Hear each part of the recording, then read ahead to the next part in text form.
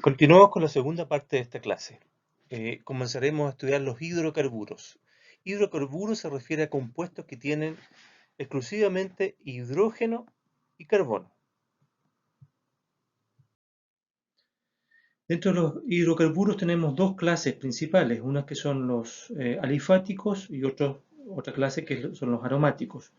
En cuanto a los alifáticos tenemos moléculas de cadena abierta y moléculas cíclicas. Dentro de las de cadena abierta tenemos dos tipos, uno que son los saturados, ¿ya? Y los insaturados. Saturados tiene que ver con la presencia exclusivamente de enlaces simples, ¿ya? En tanto los insaturados tienen enlaces dobles y enlaces triples que conectan átomos de carbono, ¿ya? Entonces a los saturados les llamamos alcanos y a los insaturados que tienen dobles enlaces les llamamos alquenos y a los que tienen enlaces triples, carbono-carbono, les llamamos alquinos, ¿ya?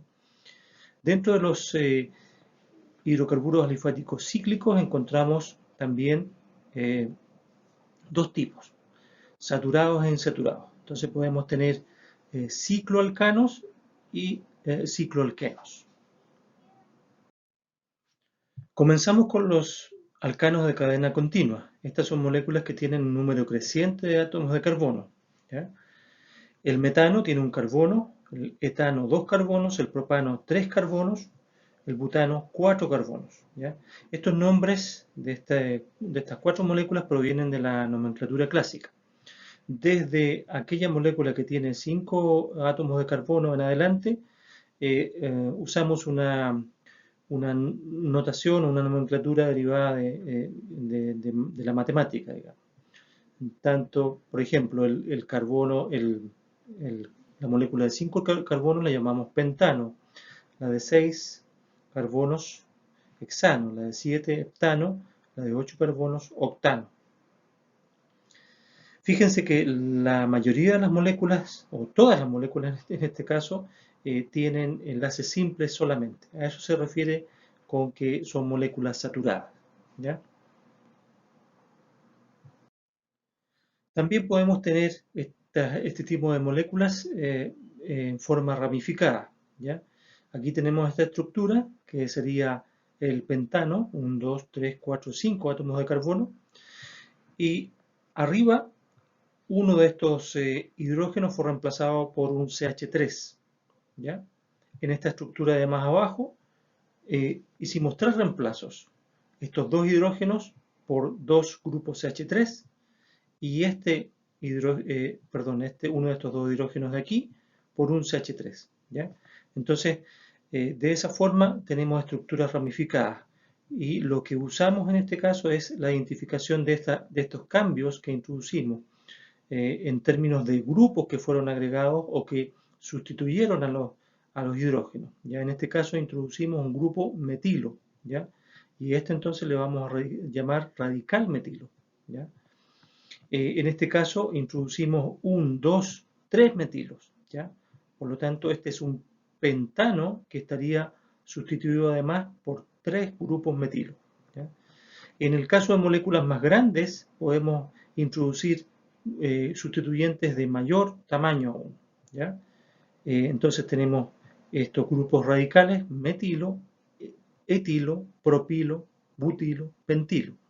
Todos ellos derivados de sus hidrocarburos saturados originales. Los alcanos lineales y ramificados también los podemos dibujar o expresar en otro formato, ¿ya? Esto es lo que se llama una fórmula estructural condensada, ¿ya? Esto a veces nos simplifica la notación o la escritura de la fórmula de los hidrocarburos saturados, ¿ya? Entonces tenemos que este pentano, 1, 2, 3, 4, 5 átomos de carbono en su cadena principal, ¿ya? Correspondería con 1, 2, 3, 4, 5 átomos de carbono, ¿ya? Y el metilo adicional lo ilustro por esta otra línea que conecta el carbono número 4, digamos, numerado de izquierda a derecha, en la estructura más larga, digamos. ¿Ya? Si yo escribo la estructura, digamos, no sustituida, tendría que escribirlo de esta forma. ¿Ya?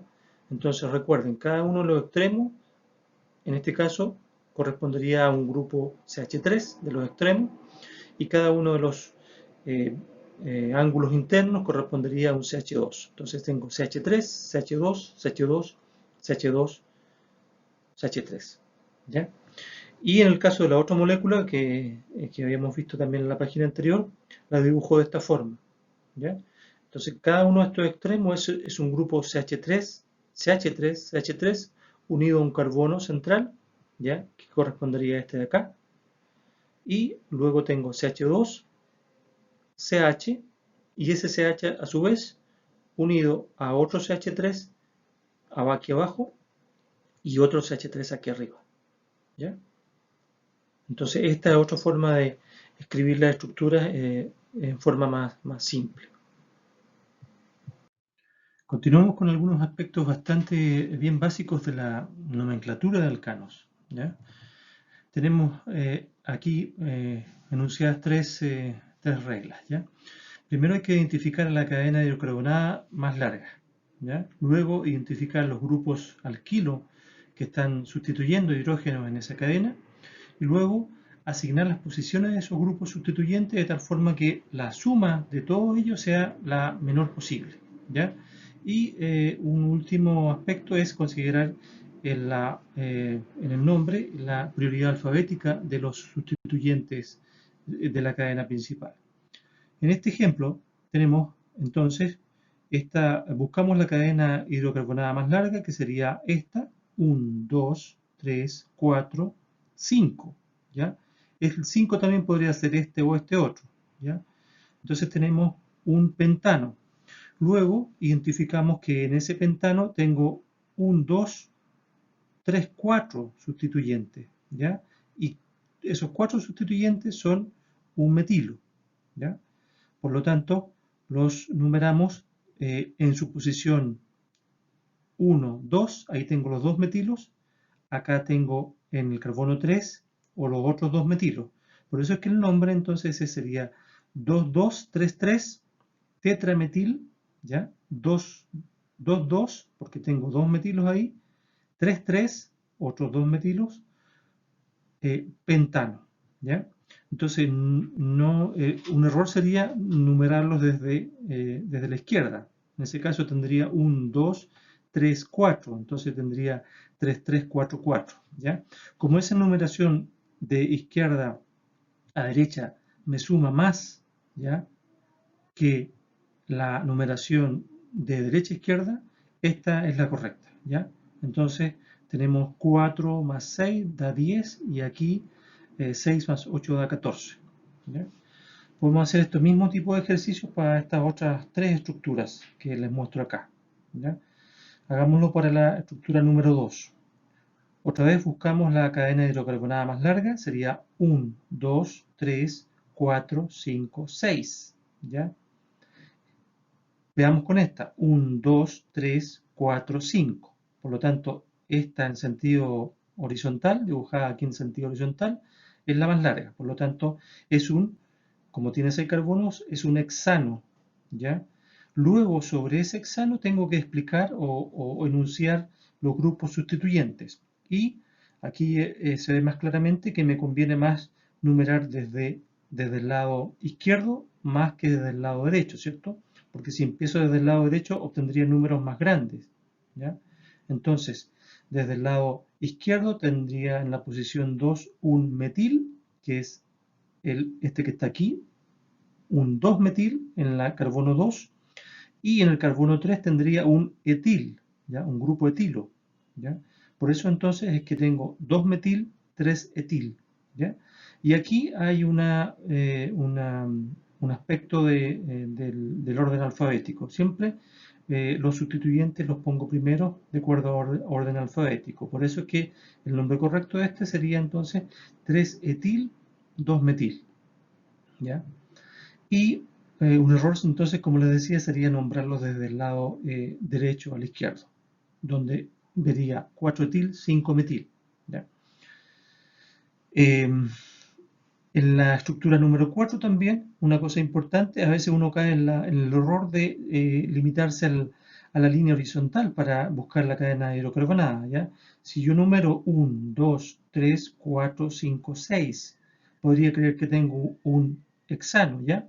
Con 1, 2, 3 sustituyentes. Sin embargo, hay que considerar entonces buscar la cadena más larga, que no es de 6 carbonos, sino que es de 8, ¿ya? Y esta la vemos acá.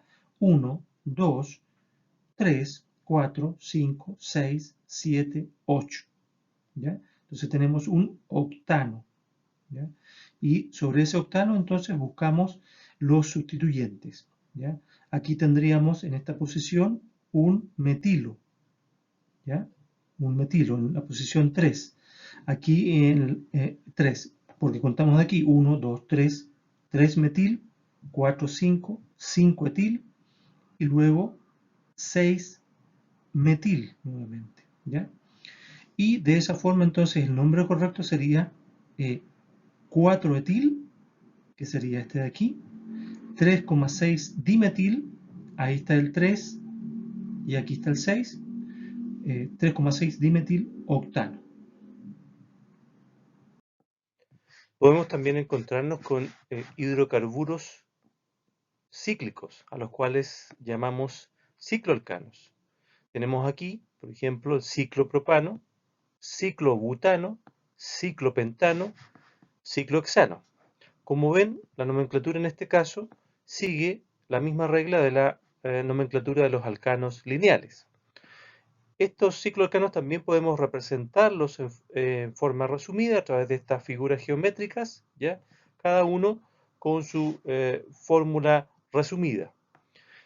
Los cicloalcanos también podemos encontrarlos con sustituyentes, ¿ya? Recuerden que cada uno de estos vértices de estas figuras geométricas contiene un grupo CH2, por lo tanto en esta posición de aquí uno de los hidrógenos de ese CH2 ha sido reemplazado por, en este caso, por un grupo que tiene 2 carbonos, es decir, un etilo.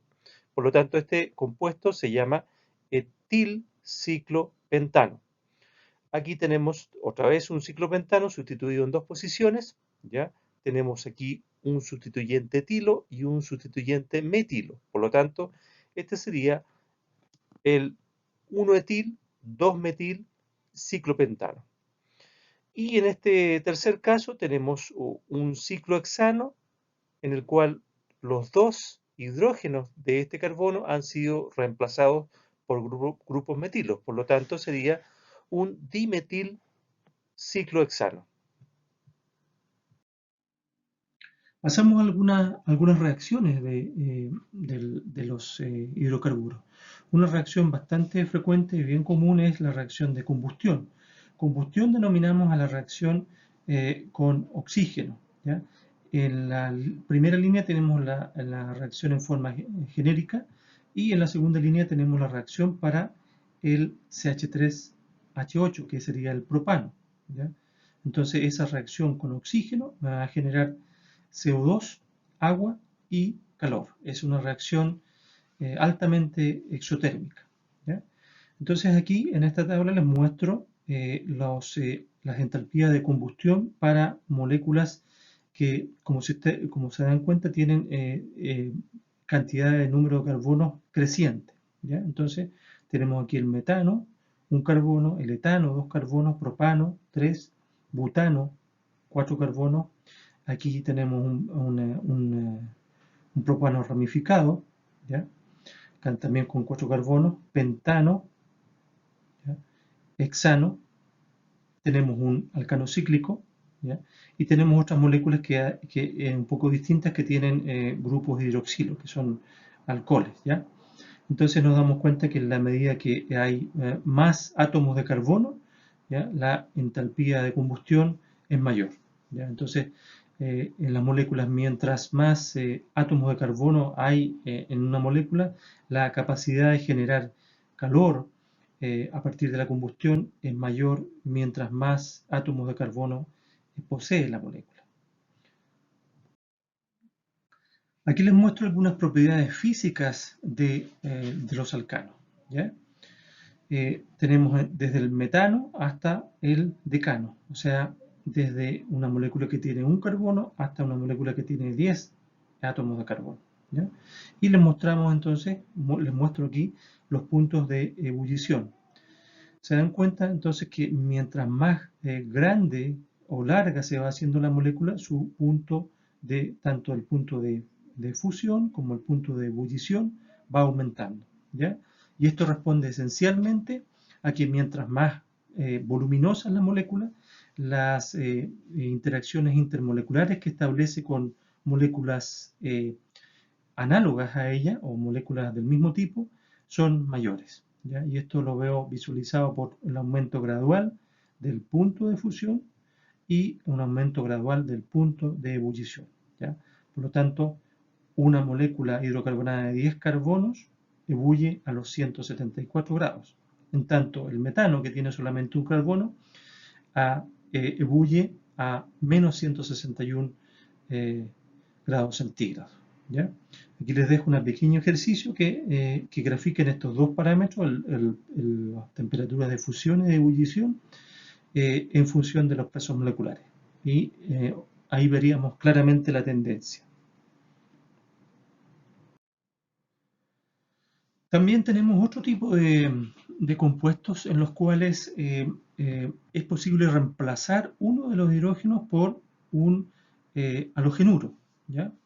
En este caso, partimos de la estructura del metano y reemplazamos un hidrógeno y nos da el clorometano. Al reemplazar un hidrógeno por fluorometano. Luego bromometano y iodometano, ¿ya? También es posible encontrar estructuras en las cuales se han reemplazado más de un hidrógeno, ¿ya? Entonces, este le llamaríamos diclorometano, a este le llamaríamos triclorometano y a este le llamaríamos tetraclorometano, ¿ya? También yo puedo encontrar estructuras de alcanos ramificados en los cuales he reemplazado un hidrógeno por un cloro, ¿ya? Esta estructura de aquí, por ejemplo, tendría 1, 2, 3, 4 átomos de carbono, ¿ya? Y en el carbono de uno de los extremos tengo reemplazado un hidrógeno por un cloro, ¿ya? Entonces este sería un 2, 3, 4, sería un butano, y adquiere el número 1, digamos, el carbono que tiene enlazado el cloro. Por lo tanto, sería el 1-cloro-butano, ¿ya? Si yo en el segundo átomo de carbono reemplazo un hidrógeno por el cloro en el butano, tendría 1, 2, 3, 4, sería el 2-clorobutano, ¿ya? Vamos ahora a algunas reacciones de los alcanos, ¿ya? La reacción que les voy a mostrar es algo que se llama una reacción de sustitución, ¿ya? Y está mediada por la formación de radicales libres, ¿ya? Entonces aquí tenemos el metano, al cual vamos a reemplazar o sustituir uno de sus hidrógenos por cloro, ¿ya? Entonces vamos a tener un clorometano. Entonces esta sustitución en el fondo es para formar haloalcanos, ¿ya? A partir de alcanos, ¿ya? Para eso recordamos algunos aspectos de la ruptura de enlace. Un enlace en una molécula genérica, que es esta AB, ¿ya? Que tiene dos átomos, átomo A, átomo B, puede sufrir dos tipos de ruptura, el enlace entre ellas, ¿ya? Puede darse que los dos electrones del enlace se queden en el átomo B y de esta forma se me genera un catión de A y un anión a partir de B, o al revés, que los dos electrones se queden con el átomo A y por lo tanto se me va a generar un anión A y un catión B, ¿ya? A esta ruptura le llamamos en general una ruptura de enlace heterolítica, ¿ya? Hay otro tipo entonces de rupturas que le llamamos ruptura homolítica, una homólisis, en la cual cada uno de los dos electrones del enlace entre A y B se queda o es retenido por cada uno de estos átomos, ¿ya? Por lo tanto, quedan electrones desapareados en los orbitales de enlace, ¿ya? Entonces, tenemos en este caso que formamos a lo que se llaman los radicales libres, ¿ya? Entonces, A punto sería un radical libre derivado de A y B punto sería el radical libre derivado de B, producto de esta ruptura homolítica, ¿ya? Esto es una reacción frecuente que ocurre en gases como el cloro diatómico, ¿ya? Y esta ruptura puede estar mediada o ocurre en presencia de luz ultravioleta, de tal forma que la molécula de cloro puede sufrir esta ruptura homolítica para generar dos radicales libres de cloro, ¿ya? Y una característica importante de los radicales libres es que son altamente reactivos. Y esta breve introducción a la formación de radicales libres nos da pie para comprender en un mayor grado de detalle la reacción de halogenación de alcanos mediada por radicales libres, ¿ya? Entonces, esta reacción de halogenación está dividida o puede ser analizada en tres fases. Una que es la fase de iniciación, la fase de propagación y la fase de terminación, ¿ya? En la fase de iniciación ocurre lo que hablábamos en la imagen anterior, ¿ya? Se forma por efecto de acción de la luz ultravioleta sobre el halógeno, que podría ser en este caso cloro, ¿cierto? Se forman dos radicales libres derivados de ese cloro, ¿ya? Luego, este radical haluro, ¿ya?, reacciona con una molécula de alcano, generando un primer radical alquilo, ¿ya? Lo que ocurre aquí entonces es la reacción de salida de un hidrógeno del alcano, ¿ya? Y se me genera este radical alquilo. Como producto secundario se forma entonces HCl, ácido clorhídrico en este caso, ¿ya? En la segunda reacción de propagación, la molécula de cloro bimolecular reacciona con este radical alquilo formado en la primera reacción de propagación, ¿ya? Y me da lugar a el alcano sustituido. Se fijan que aquí ya tenemos el primer producto RCH2X, que corresponde al producto principal, la reacción de halogenación, y como segundo producto me regenera, y esto es lo más importante, regenera el radical haluro, ¿ya? Y ese radical haluro entonces puede volver a reaccionar con otra molécula de reactante, de alcano, ¿ya? RCH3, y de esta forma este ciclo puede estar alimentándose en forma permanente, ¿ya? Hasta consumir todo, ya sea el halógeno o el alcano, ¿ya? Entonces esta es la forma, por eso es que la reacción se llama de propagación, ¿ya? En la medida que esto funcione, la reacción va a avanzar en la formación del producto halogenado principal. Hay otra serie de reacciones de terminación. Lo más importante de ellas es que, como ustedes se fijan, consisten en la reacción de un radical con otro radical para generar una molécula, en este caso es un producto, ¿ya? Pero hay algunas otras reacciones que generan otros productos no radicalarios, ¿ya? Y por lo tanto, esta reacción no puede avanzar. Por eso es que son reacciones de terminación, porque en el fondo esas reacciones están eliminando del medio radicales libres, por lo tanto, si no hay radicales libres, la reacción no puede continuar, ¿ya? A pesar de que se forme algo de producto en este caso y se forme o se regenere algo reactante en este caso, ¿ya? También puede darse la reacción de terminación entre dos radicales alquilo, ¿ya? Para generarme un producto de mayor peso molecular. Estas reacciones en todo caso son minoritarias, ¿ya? La cantidad de producto que voy a encontrar de este tipo es mucho menor en relación al producto principal, que sería este haloalcano que tiene un átomo de hidrógeno sustituido por un halógeno, ¿ya? Tenemos aquí ejemplos de reacciones de halogenación, ¿ya?, en las cuales podemos observar más de un producto. Cuando reaccionamos, hacemos reaccionar el propano con cloro, entonces tenemos estas proporciones de 1 cloropropano, 43%, y de 2 cloropropano, que es de un 57%. Entonces, aquí están pintados de color en el color azul estos hidrógenos CH3, y en color distinto, aunque también son hidrógenos, estos hidrógenos unidos al carbono central, ¿ya? Entonces, como si ustedes se fijan, el producto predominante es aquel derivado del carbono, de una sustitución en el carbono central, lo cual tiene que ver con lo siguiente. Ya que es el producto principal, implica que este es el intermediario más reactivo, ¿ya? Entonces, el más reactivo, o el que tiene la mayor oportunidad de reaccionar a nivel de radicales entre alquilo o radicales centrados en cloro, es aquel centrado en un carbono secundario, ¿ya? Entonces, en buenas cuentas, aquí tenemos 6 hidrógenos primarios, que son los que están en azul, versus 2 hidrógenos secundarios, que es el que está en morado, ¿ya? Entonces, es por eso que yo tengo diferentes productos. Ambos productos están sustituidos en una posición, pero el más abundante entonces es aquel derivado de un radical centrado en un carbono secundario. En este otro ejemplo tengo también un caso bastante extremo. Tengo una molécula que, si ustedes se fijan, tiene 9 hidrógenos primarios y un hidrógeno terciario, ¿ya?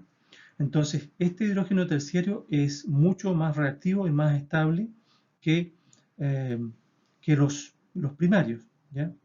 Y esto se puede ver en la abundancia relativa. Si bien eh, es menos abundante, en un 36% versus un 64%, si todos los hidrógenos fueran iguales, entonces la abundancia real de estas dos moléculas, una reemplazada en uno de los 9 hidrógenos azules, digamos, versus la otra reemplazada en el único hidrógeno color morado, ¿ya? Sería la abundancia de un 90 a un 10%. Sin embargo, lo que se observa es una abundancia de un 64 a un 36. Por lo tanto, otra vez, este radical centrado en este carbono terciario es mucho más estable, más reactivo que los radicales centrados en los carbonos primarios, ¿ya? Por lo tanto, a pesar de tener esta proporción, decimos que es el estadísticamente más abundante este producto de acá, que sería el 2-cloro-2-metilpropano. También podemos tener reacciones de halogenación de cicloalcanos. En este caso, la reacción de ciclopentano con cloro molecular para dar un producto predominante que es el clorociclopentano, ¿ya? En este caso, los 5 carbonos del ciclopentano son exactamente equivalentes entre sí, por lo tanto, el tipo de radical que pueda formarse sobre esta molécula va a ser solamente de un tipo, y es por eso entonces que tenemos solamente un producto como el predominante.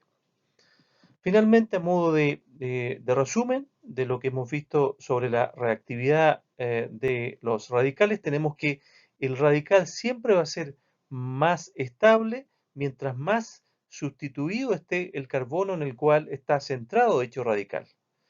Por lo tanto, tenemos en orden de estabilidad que el metilo es el menos estable y, como ven, el primario, secundario y terciario cada vez tienen más carbonos, más grupos metilos sustituyentes, y eso es lo que le confiere la estabilidad máxima, en este caso, al carbono o al radical centrado en un carbono que a su vez está unido a 3 otros carbonos, que sería el más estable y por lo tanto el radical que produciría o generaría el mayor rendimiento en este tipo de reacciones. Y para finalizar esta clase pasamos a estudiar los aspectos más esenciales de una reacción bastante estudiada en la química orgánica, en la cual un nucleófilo, ya que es una especie rica en electrones, ataca a una molécula, a una región de una molécula que es deficiente en electrones, ¿ya? Esta molécula RX sería un haloalcano, ¿ya? Como ven, este enlace entre el carbono del radical R con el halógeno X Los electrones de este enlace tienen una gran tendencia a ser atraídos por el halógeno, por lo tanto, este es un enlace polar. Y el carbono de este radical, por lo tanto, es un carbono que es deficiente en electrones y por lo tanto es susceptible de ser atacado por este nucleófilo, ¿ya? Como resultado de esta reacción, entonces tenemos la formación de un nuevo enlace, ¿ya? Entre el radical y el nucleófilo entrante, y vemos que el grupo halógeno es eliminado del reactante y por lo tanto decimos que es un grupo saliente, ¿ya? Un ejemplo de este tipo de reacciones sería la reacción entre clorometano con el nucleófilo hidroxilo o H, ¿ya? Para dar metanol más cloruro.